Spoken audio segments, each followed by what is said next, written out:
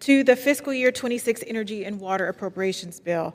At a time when energy costs are skyrocketing for my constituents, Republicans are trying to make it even harder for them to keep their homes warm and keep the lights on. For example, this bill makes massive cuts to the Department of Energy's Office of Energy Efficiency and Renewable Energy, including a nearly $10 million cut to Ohio. That's a 44% cut.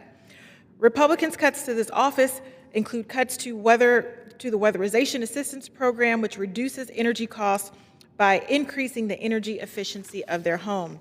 These cuts are compounded by the fact that ratepayers in Ohio are on the hook for a corrupt bill that adds hundreds of energy costs to bail out a coal plant in Indiana. Ohioans cannot afford any more Republican malfeasance that literally cost Ohioans hundreds of dollars a year.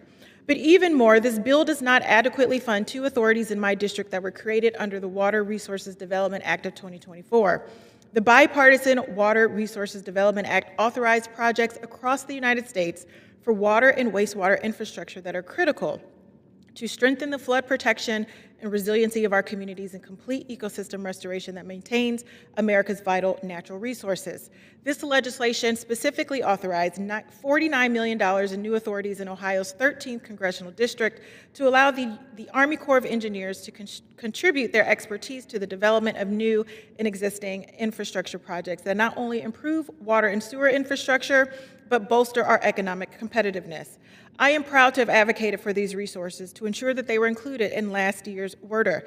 These programs allow communities in my district to have access to the infrastructure they need to flourish. And here's how. Under the Summit County New Authority, $25 million would have been authorized to fund projects such as Akron's water main and lead service line replacement, Fairlawn's West Market Street water line replacement, New Franklin South Main Street stormwater replacement, Barberton and Stratford Street Waterline Project, and Fairlawn's Rosemont Preserve Project. Additionally, under Stark County's new authority, $24 million would have been authorized to fund projects such as Canton's Cromer Water Storage Reservoir Replacement, improvements to the Ohio Erie Canalway Lock 4 Park, and North Lawrence's Sanitary Sewer Project. Funding these projects is crucial to ensure my constituents have access to clean water in their homes.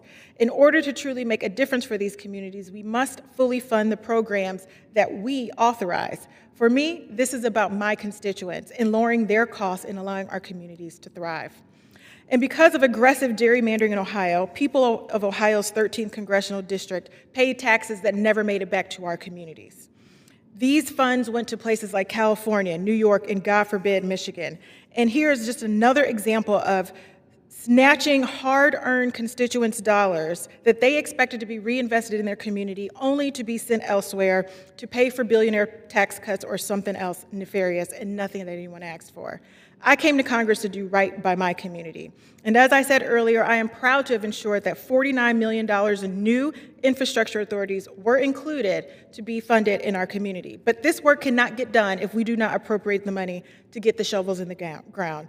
And for this reason and many others, I urge my colleagues to oppose this bill because it does not lower costs and harms our communities. Thank you, Mr. Speaker.